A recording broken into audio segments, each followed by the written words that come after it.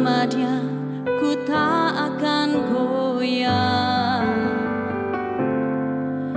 Ku kan terbang tinggi bagai raja wali, melakukan perbuatan yang besar. Tuhan adalah kekuatanku. Bersama Dia ku tak akan goyah. Ku kan terbang tinggi bagai raja wali, melakukan perbuatan yang besar. Ku kan terbang tinggi bagai raja wali dan melayang tinggi dalam kemuliaannya. Biar bumi bergoncang dan badai menerpa, ku kan terbang tinggi bersama Dia.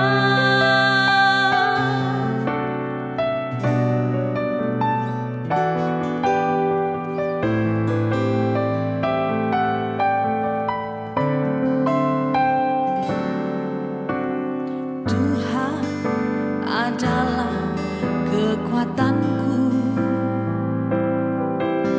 Bersama Dia ku tak akan goyah. Ku kan terbang tinggi bagai raja wali, melakukan perbuatan yang besar. Ku kan terbang tinggi bagai raja wali dan melayang tinggi dalam kemuliaannya.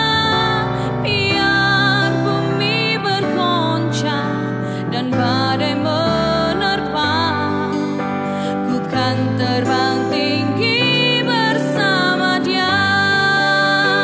Ku kan terbang tinggi bagai raja wali dan melayang tinggi dalam kemuliaannya.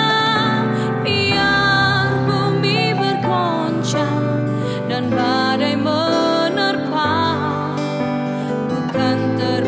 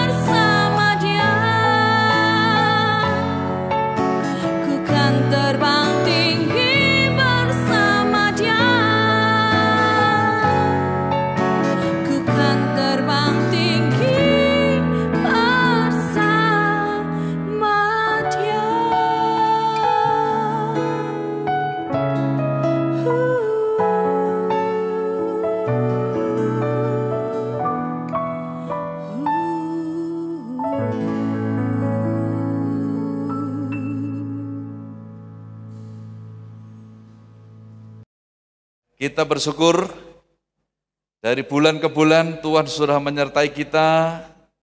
Dan secara khusus Bapak Gembala mendapatkan tuntunan Tuhan supaya bulan ini betul-betul masing-masing kita mengalami dan mempersiapkan diri untuk mengalami setiap kuasa yang Tuhan sediakan.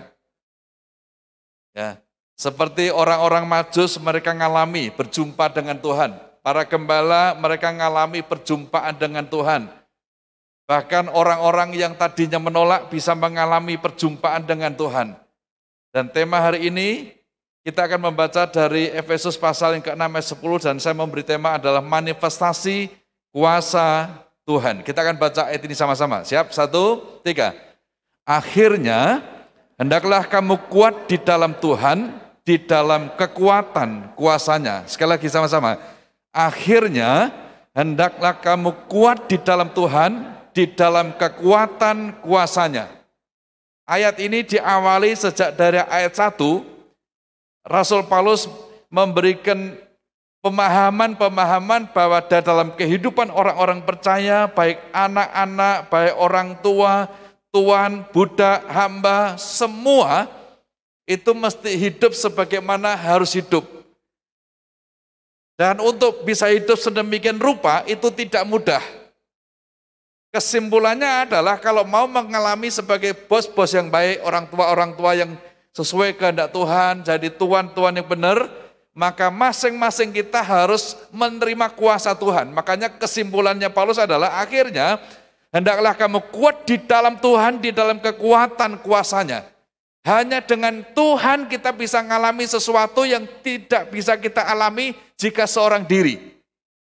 Pertanyaan yang mendasar yang mau kita renungkan bersama kali ini adalah bagaimana cara untuk mengalami manifestasi Tuhan ini.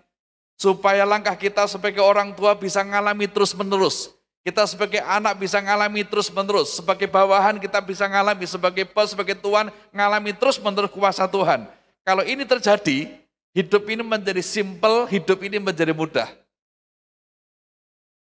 Yang pertama yang diajarkan Rasul Paulus di dalam ayat yang pertama, agar supaya kita bisa mengalami manifestasi kuasa Tuhan, nomor satu adalah kita harus bersenjata, yaitu senjata ilahi. Ayat yang ke-11 dikatakan begini, kenakanlah seluruh perlengkapan senjata Allah, ambillah seluruh perlengkapan senjata Allah. Kenakanlah, lalu diambil. Jadi cara agar supaya masing-masing kita bisa mengalami kekuatan Tuhan terus-menerus di dalam segala keadaan, termasuk sekalipun kena dampak virus corona, kena dampak pandemi, tapi tetap kuat di dalam Tuhan, maka hal pertama kita berbicara tentang senjata.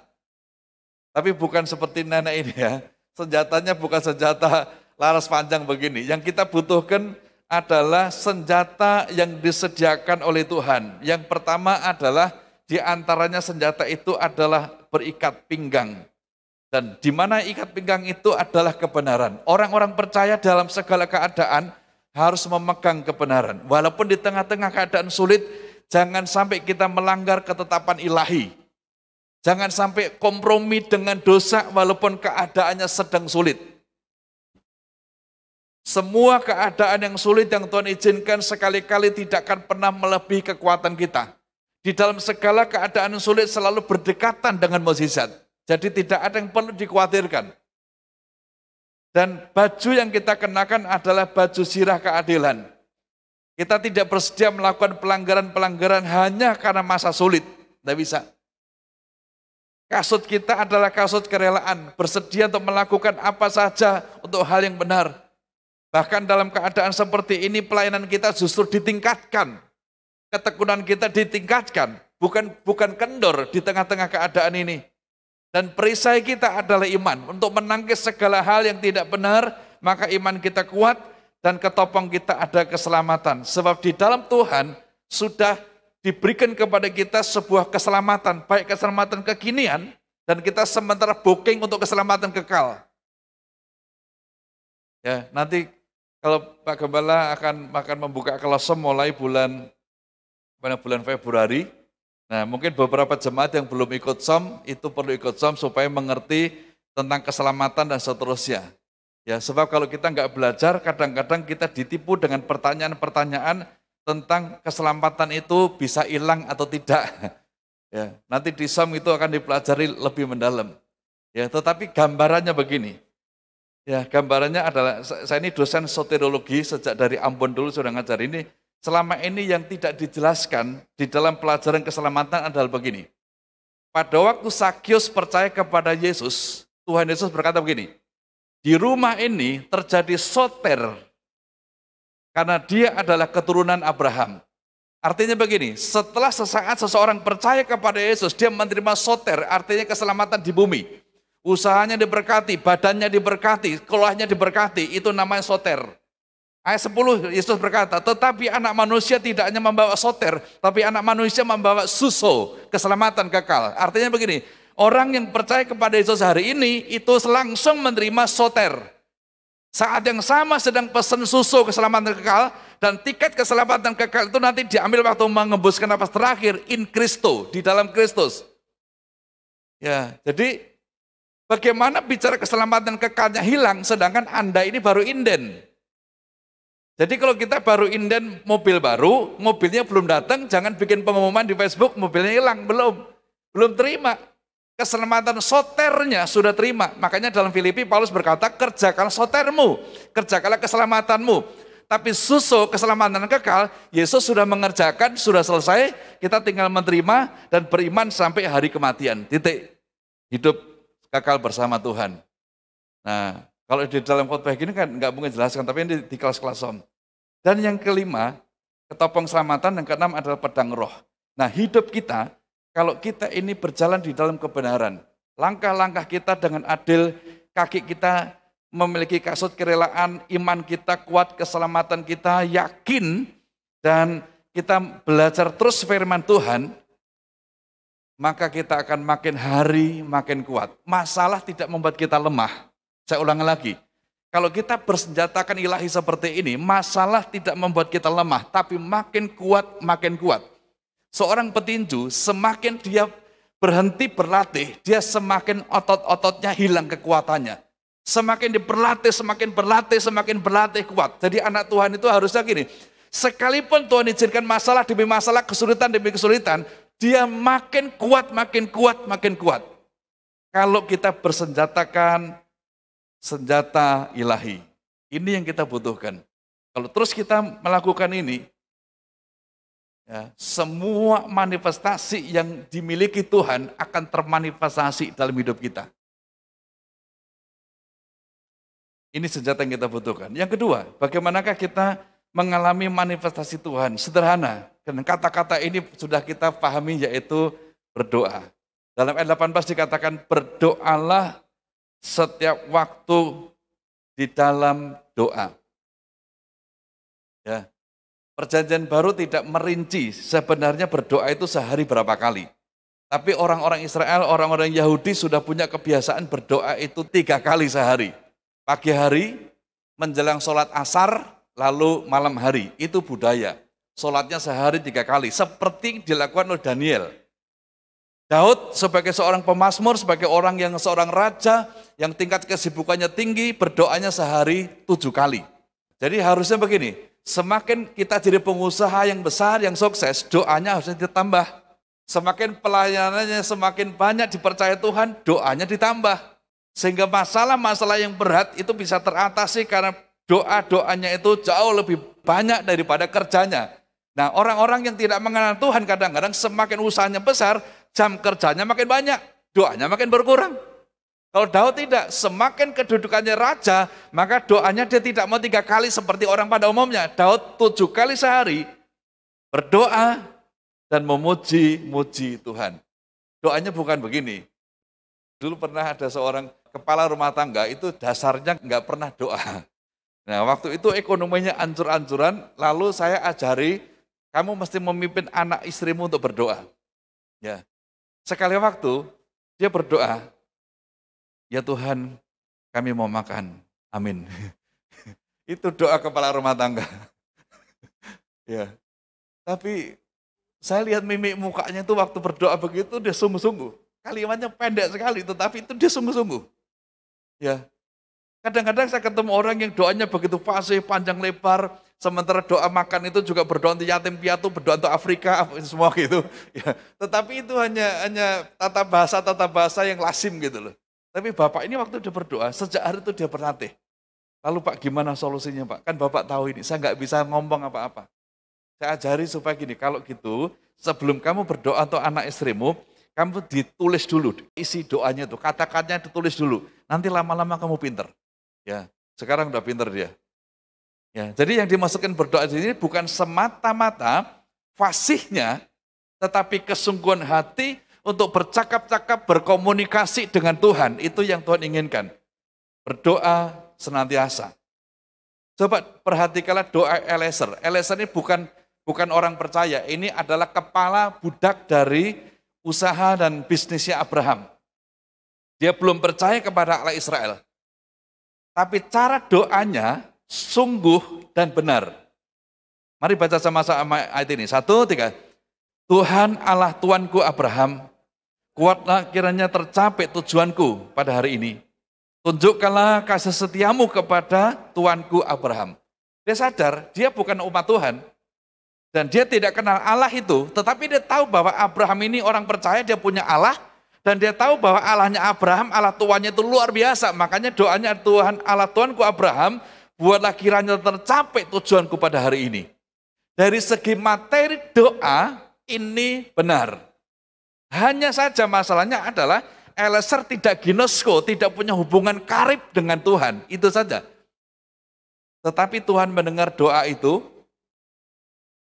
ya, mengamat-amati dengan berdiam diri untuk mengetahui apakah Tuhan membuat perjalanan berhasil. Dia sabar menunggu sampai doanya terjawab. Dan apa yang terjadi?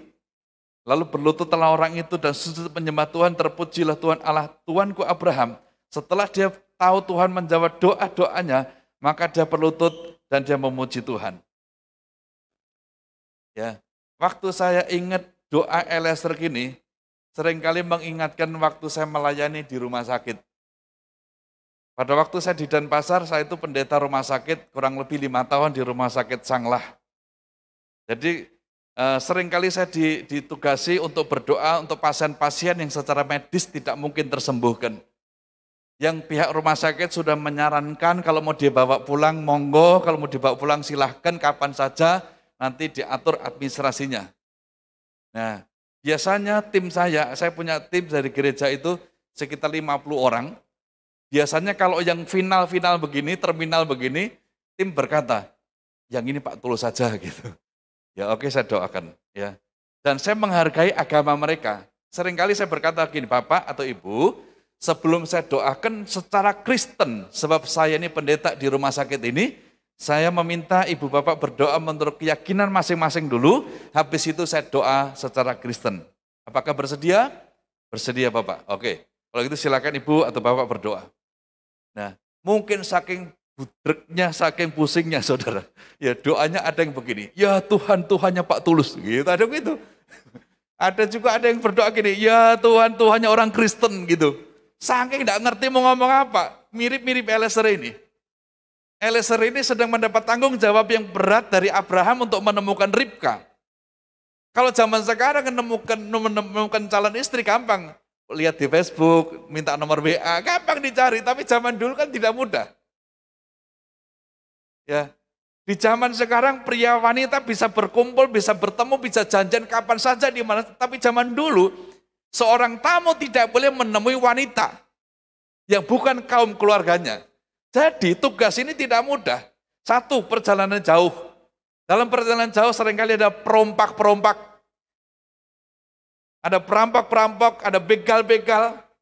Itu tidak mudah, tapi Eliezer sungguh diberkati sampai akhirnya sukses. Salah satu rahasia yang ditinggalkan untuk kita hari ini apa? Eliezer berdoa. Berdoanya berapa lama Pak? Ya nanti terjawab doa-doanya. Kadang-kadang ada orang yang punya pergumulan berat kan doanya berapa kali. Nah, doa terus sampai apa yang kita butuhkan itu memperoleh solusi, memperoleh jalan keluarnya. Berdoa terus, dan terus berdoa. Orang-orang sedang bangkrut dalam bisnisnya, seringkali saya memberi solusi, kamu harus menambah jam membaca firman Tuhannya. Berapa lama Pak baca firman Tuhan? Kesel. Ya, kalau membaca 5 pasal kesel ya mandek. Lalu duduk, direnungkan apa yang dibaca. Sampai kapan Pak? Sampai lunas utang-utangmu, sampai pulih usahamu. Ya, nanti setelah pulih usahanya, mereka sudah terbiasa membaca Alkitab, sudah biasa doa pagi 1 jam, doa sore 1 jam, nanti hidupnya lebih diberkati. Itu perlu kebiasaan baru. Jadi cara mengalami manifestasi yang kedua adalah berdoa. Yang pertama tadi bersenjatakan senjata ilahi, yang kedua berdoa, dan yang terakhir adalah sederhana. B yang ketiga adalah berjaga-jaga. Baca ayat ini sama-sama. 1, 3. Berjaga-jagalah di dalam doamu itu dengan permohonan yang tak putus-putusnya untuk segala orang kudus. Jadi supaya manifestasi kuasa Tuhan selalu kita alami, selain kita bersenjatakan senjata ilahi, kita juga harus berdoa, dan yang ketiga harus berjaga-jaga. Berjaga-jaga di dalam doamu dengan permohonan yang tidak putus-putusnya. Jadi dalam doa itu bukan semata-mata mendoakan dirinya sendiri, tetapi juga mendoakan orang-orang lain.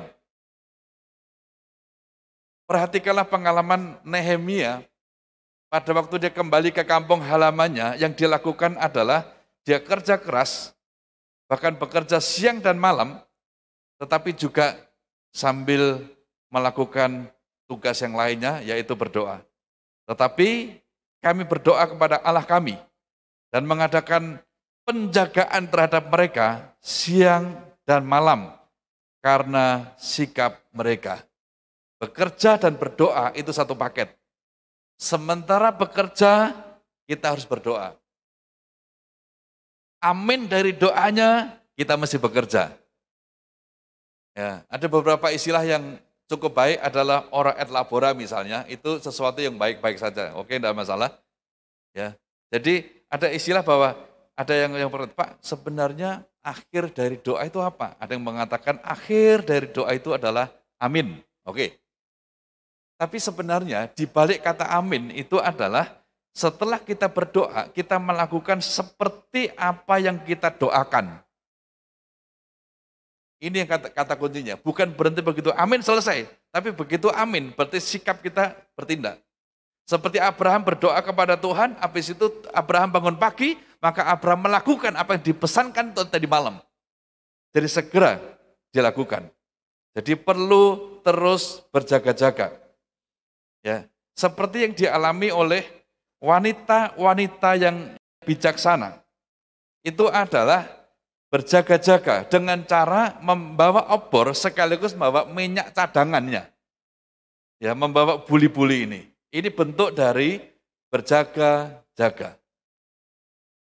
Ya, di antara salah satu kesulitan umat Tuhan dalam masa pandemi, itu salah satunya adalah banyak anak-anak Tuhan 2 tahun terakhir ini mengalami banyak kesulitan keuangan. Ya. Langsung atau tidak langsung sebenarnya ini dampak karena pada waktu masa diberkati melimpah-limpah, itu tidak punya dana untuk berjaga-jaga. Makanya salah satu cara hidup berjaga-jaga dalam bidang keuangan, dalam bidang segala hal yang kita butuhkan secara materi, kita bisa belajar dari cara Yusuf berjaga-jaga untuk mengantisipasi masa krisis 7 tahun ke depan. Pada waktu panen raya, Yusuf berkata kepada orang-orang di Mesir dan para petani-petani di sana mengenai hasilnya, kamu harus berikan 1/5 bagian kepada Firaun. 1/5 artinya 20%. 4 bagian, 80% lagi menjadi benih untuk ladangmu, menjadi makanan kamu, mereka yang di rumahmu, dan juga anak-anakmu. Jadi kurang lebih manajemen keuangan yang diajarkan Yusuf kepada orang-orang Mesir dan sekitarnya adalah 20% itu ditabung.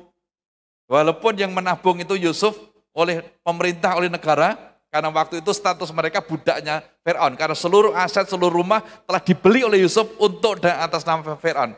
Nah, setelah kita menjadi orang merdeka, kurang lebih manajemen keuangan itu kurang lebih begini. Berapapun penghasilan kita, kalau 20% ditabung, nanti dipakai untuk mengantisipasi masa-masa sulit. 20%. Angkat jari saudara, 20%. Ya, mumpung tidak masa kampanye. Nanti kalau masa kampanye kita pendeta nggak boleh gini-gini.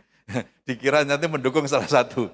20% itu ditabung. Untuk apa Pak? Untuk mengantisipasi masa sulit. Saya mengerti, kita ini orang-orang Indonesia nabung itu kalau blonjone uang belanjanya sisa baru nabung kan.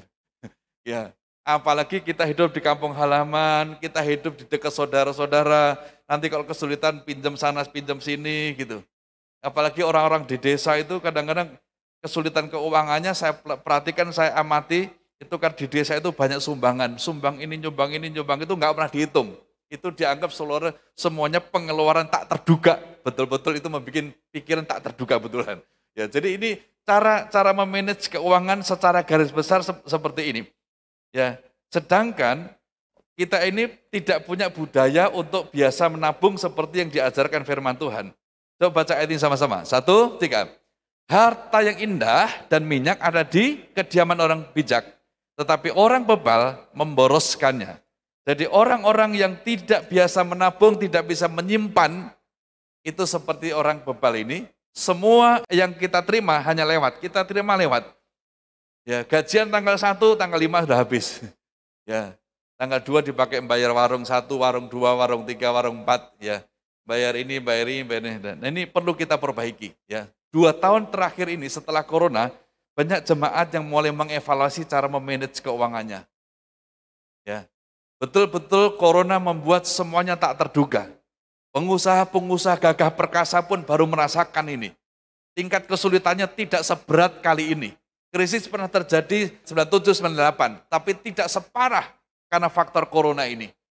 Sehingga ini menjadi bahan evaluasi semua para pengusaha betapa pentingnya memanage keuangan tadi sebagai bentuk apa? Sebagai bentuk berjaga-jaga.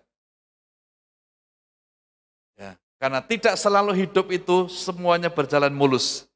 Kadang ada tantangan, kadang ada kesulitan.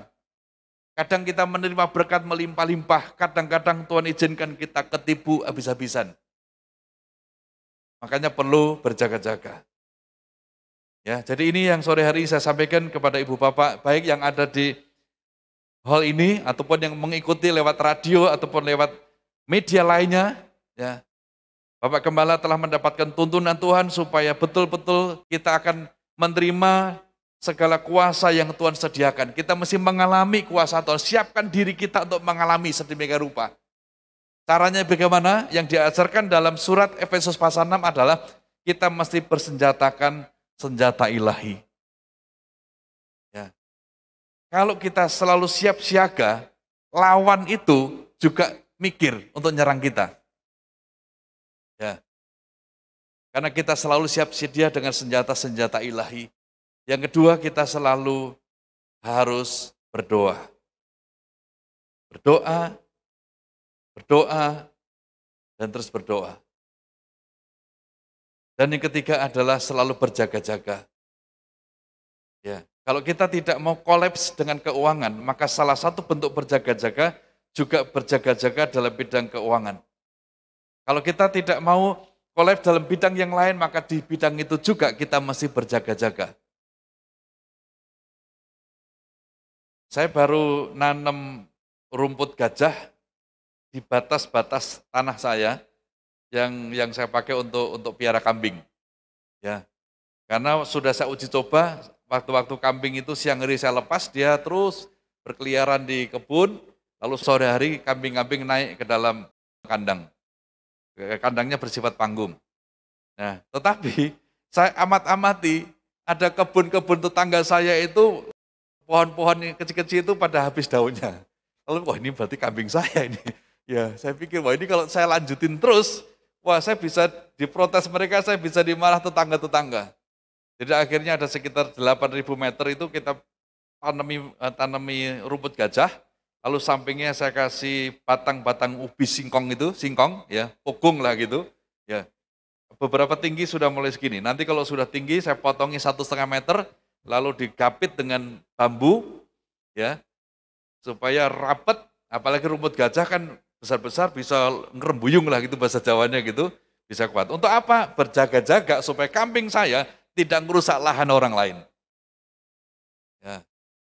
Setelah semuanya siap, maka kambing bisa diperbanyak lagi. Jadi ini baru tahap uji coba.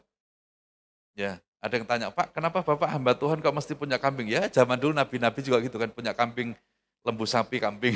Saya pikir, apalagi kalau ibu bapak jalan dari Pos Tingkir ya, Pos Tingkir sampai Suruh sampai Karanggede sampai ke Simo, itu jenis makanan yang paling banyak itu adalah sate, ya, tengkleng, tongseng gitu. Ya, saya ini sebenarnya nggak suka amat tuh, karena saya ini dari dulu tidak makan daging. Saya tuh makan daging mulai 2019. Ya, setelah corona baru saya makan daging. Ya, jadi nggak terlalu, tetapi karena ini ada nilai-nilai ekonomis yang ke depan saya mau bangun supaya memberi contoh hamba-hamba Tuhan di pedesaan, maka saya perlu membuat percontohan peternakan ini supaya nanti bisa mengangkat ekonomi hamba-hamba Tuhan di pedesaan. Ya, sekali lagi, kita perlu berjaga-jaga dalam segala bidang kehidupan. Amin.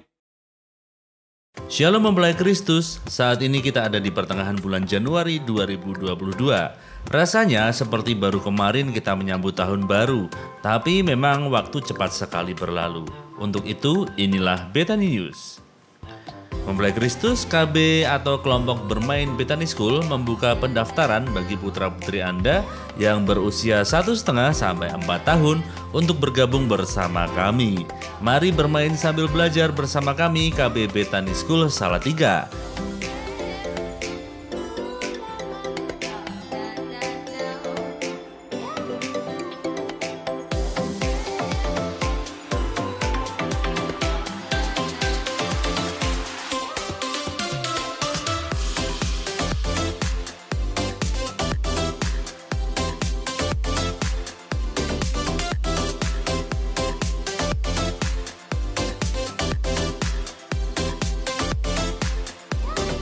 Dapatkan promo menarik jika Anda mendaftar sekarang. Untuk informasi selengkapnya, Anda bisa menghubungi nomor berikut ini. KB Bethany School, Shine from the Beginning. Telah dibagikan 100 paket makanan pada tanggal 11 Januari 2022 yang lalu. Untuk kedepannya, secara rutin akan didistribusikan 100 paket makanan setiap Selasa di setiap minggunya. Dengan 10.000 saja, dapat menolong sesama. Jadi, mari kita bergerak bersama untuk Kota Salatiga dengan berbagi makan siang gratis. Anda bisa memberikan donasi, bisa berupa materi maupun paket makanan, dan informasi lebih lanjut dapat menghubungi Ibu Diana di 0818 0580 3699 atau bisa juga melalui transfer rekening Gereja Bethany di BCA 013 540 4000 atau kotak persembahan lumbung di Gereja Bethany.